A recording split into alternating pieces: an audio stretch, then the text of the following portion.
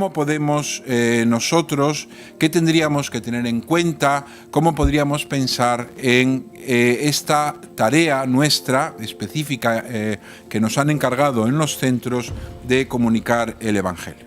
Hoy en día lo que abundan son las noticias falsas, las famosas fake news, las noticias rápidas, las noticias muy emotivas, muy emocionales. Está todo el mundo con el corazón en un puño, pero mañana pasan. En medio de todo esto, transmitir la fe es transmitir una buena noticia, que ni es rápida, ni es emocional, ni es falsa, sino que es una buena noticia que es duradera. Es de esas buenas noticias que cambian la vida. Esto es lo que hay que transmitir. El gran problema de nuestra época es la superficialidad, es decir, que de alguna manera una visión muy pobre de la vida. ¿Cómo transmitir esto? A lo mejor exagero, pero creo que el gran esfuerzo que tenemos que hacer hoy es cómo traducir el Evangelio al idioma de los jóvenes. Mira, tenemos que ser capaces, ojalá, ¿no?, de dar un paso más con nuestros alumnos, y es: no basta hablar de amor. Explicarle a la gente que tenemos que aprender a amar. De amor canta Adele, de amor habla el reggaetón habla de amor. Nosotros tenemos que ser capaces de decir: no todo a lo que llamamos amor lo es. Hoy en día el lenguaje religioso es lejano. Ya no os digo el lenguaje litúrgico, es muy lejano. Para los jóvenes no significa nada, para los jóvenes no significa mucho Caín y Abel, no significa nada Babel, no significa nada muchas cosas, es decir, que nosotros damos por sentadas.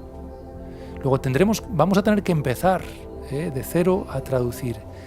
La gente lo asocia simplemente con un manual de cumplimientos o con una biografía interesante de Jesús que estuvo muy bien en su momento, o con una manera de hablar propia de otro tipo de sociedad. Entonces, cuando tú dices: no, si es que esto tiene que ver con la felicidad, con el sufrimiento, con la muerte, con el amor, con la soledad, con la fragilidad, con la idea del sentido de la propia vida, del tiempo, de todas estas cosas, entonces yo creo que el cómo primero, el fundamental es traduciendo, encontrando caminos para traducir. Evitar la trampa de una interpretación literal. Mucha gente se siente tremendamente bloqueada por el Evangelio porque las interpretaciones literales le echan para atrás, lo cual es tremendamente razonable. ¿Qué es lo que tenemos que hacer nosotros? Crear un relato para hoy. ¿Qué elementos tendrá que tener ese relato? A lo mejor es distinto el relato en Egipto que en Rusia, que en Inglaterra, que en España. Será distinto, tendrá sus elementos diferentes, pero ¿qué tenemos de alguna manera que incluir en ese relato? La idea de un principio creador, de un origen. Sí, no tenemos lenguaje para esto, no lo tenemos. Luego, a lo mejor hay que hacer un equipo de traductores, y a lo mejor en ese equipo tienen que estar jóvenes. Pero el tema es, si estamos hablando de evangelizar y de llegar a gente que está lejos y llegar tenemos que cambiar el lenguaje enormemente, porque es que hay un montón de palabras, de términos que inmediatamente, si evocan algo, para la gente es algo negativo, por la razón que sea, por cómo es percibido lo eclesial en la sociedad, por lo que sea, y sin embargo hay que vincular a la propia vida un montón de cuestiones, ¿no? La piedra de toque de todo esto es crear al menos la conciencia en nuestros jóvenes de que la hipótesis Dios es posible. Basta con eso.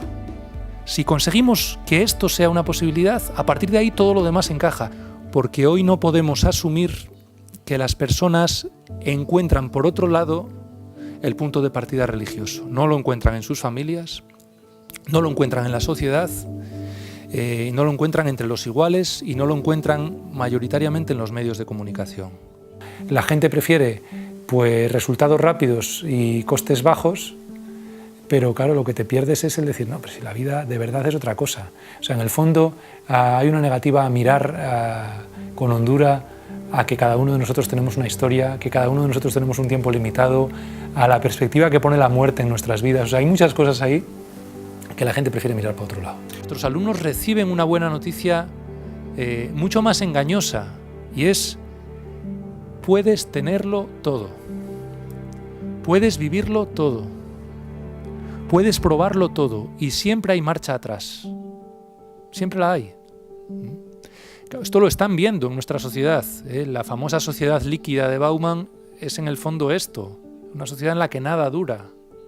Jesús pasó por este mundo poniendo delante de las personas un espejo distinto, donde la gente descubría su propia belleza interior. Pero la imagen de belleza contemporánea es tremendamente reducida.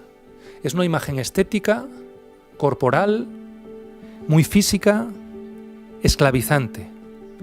Es de alguna manera la tiranía de Instagram, algo que además en las edades escolares afecta mucho. Yo creo que de nuevo el gran reto es relacionar la enseñanza de Jesús, su vida, su muerte, con la vida de las personas hoy. Y se puede hacer, se puede hacer. Entonces no reducirlo simplemente a un maestro, sino en el fondo tomar su vida como un espejo. Eso es lo que hay que hacer, o sea, poner la vida de Jesús como un espejo del ser humano y como una ventana abierta hacia Dios. Se insiste muchas veces en una imagen demasiado pobre de la libertad. Para mucha gente ser libre es poder consumir. Hay mucha gente que lo que elige, lo que se le ofrece, lo que le seduce es, mira, tú eres lo que importa. El escepticismo egoísta. Es decir, el egoísmo para mucha gente hoy en día es un valor. Lo es. Y libertad, y aquí está la gran buena noticia, es la capacidad de renunciar. Una de las mejores cosas que les podemos decir desde el primer día que entran en nuestras aulas hasta el último día que salgan es: no se puede todo. No se puede todo. Y quien te quiera vender eso te va a hacer muy desgraciado.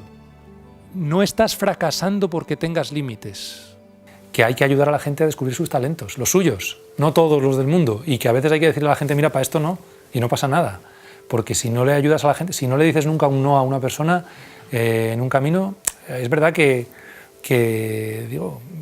a lo mejor le evitas enfrentarse con sus límites, pero tampoco le vas a ayudar a descubrir sus capacidades.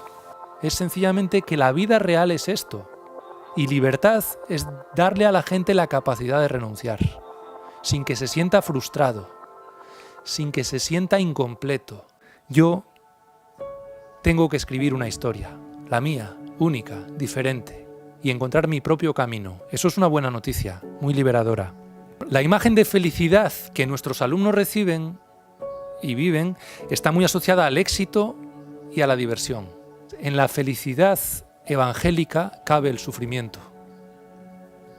Y esto es una buena noticia, porque muchos de nuestros alumnos, de nuestra gente, está condicionado por un mensaje que dice que eres feliz mientras estés exultante. Y eso se viene abajo en cuanto hay una muerte en la familia, en cuanto hay un fracaso académico, en cuanto hay una relación amorosa pues primera y emocional que sale mal, en cuanto. Y en medio de todo esto hay una sensación de fracaso brutal. Bueno, nosotros tenemos una buena noticia y es: la felicidad incluye esto. Y si alguien te cuenta lo contrario, te está engañando. Y eso, de nuevo, libera muchísimo. No es decir, la vida es solo sufrimiento, no. Pero sí es decir, hay sufrimiento en la vida. También en la vida feliz. ¿Por qué a nadie le interesa? ¿O por qué a tanta gente esto no le parece que no le interesa mucho? ¿O por qué no llega? ¿Por qué no somos capaces de transmitir esto? Lo que la sociedad ofrece constantemente es el escepticismo, la idea de que la fe está anticuada. Nuestra transmisión de la fe no empieza por dar respuestas.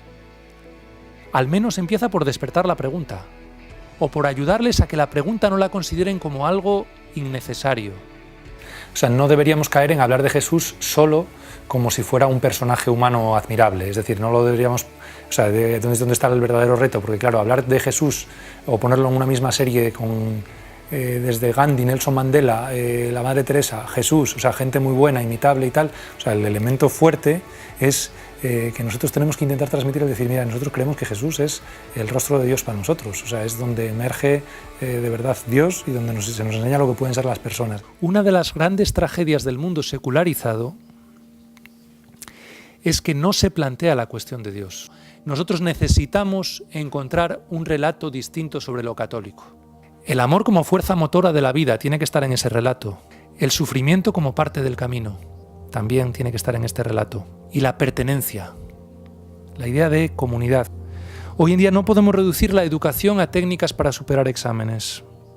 No podemos dejar el sistema educativo solo en una propuesta al servicio de un sistema productivo. El trabajo intelectual, es decir, hay que enseñar a la gente a pensar. Cada vez más.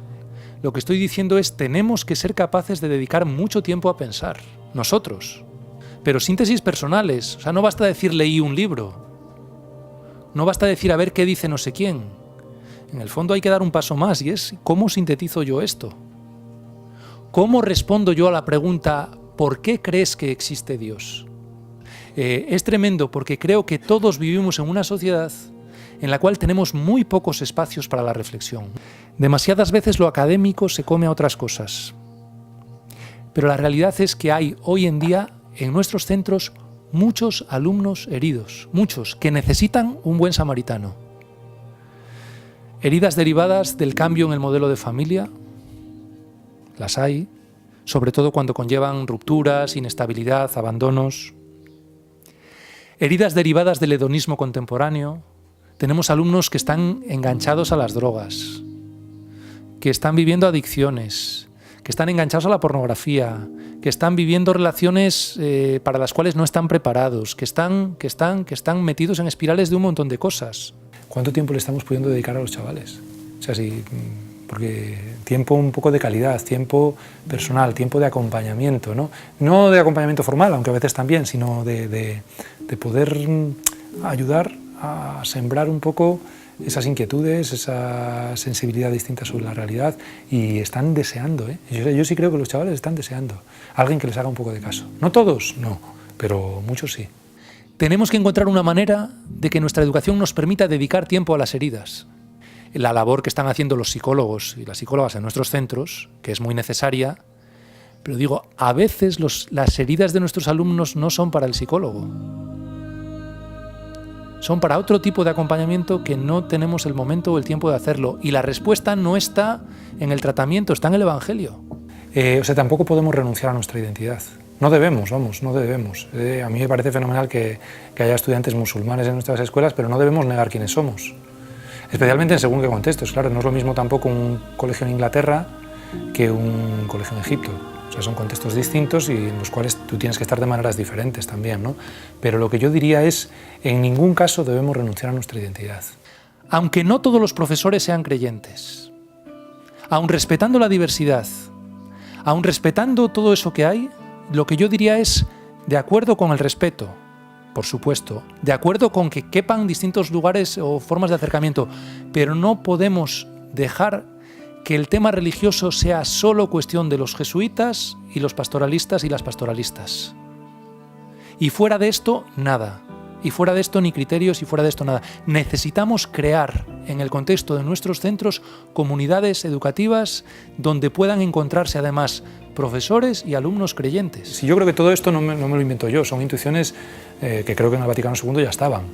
Rupe marca la diferencia de muchas cosas. O sea, Rupe yo creo que es el que empieza a generar en la idea de, bueno, necesitamos acercarnos a este mundo contemporáneo con otras categorías, con otra sensibilidad, con una apertura distinta. O sea, no simplemente vamos a llevar algo que tenemos, sino que de alguna manera lo importante es dialogar con una sociedad. Digo, en ese contexto del Vaticano, posterior al Vaticano II, que también fue una misma lectura eclesial de esta idea. Entonces yo creo que todo eso está por hacer. Todo esto hay que hacerlo a través de clases de formación humana, clases de religión, vídeos en YouTube, canciones, pascuas, experiencias de voluntariado, clubs de lectura, cineforum, ratos de oración, celebraciones de la Eucaristía, procesos de catecumenado, conferencias, obras de teatro, suma y sigue, caminos tantos como talentos tengamos, creatividad tengamos, capacidades tengamos. Yo sé quién soy y desde quién soy pues intento educar.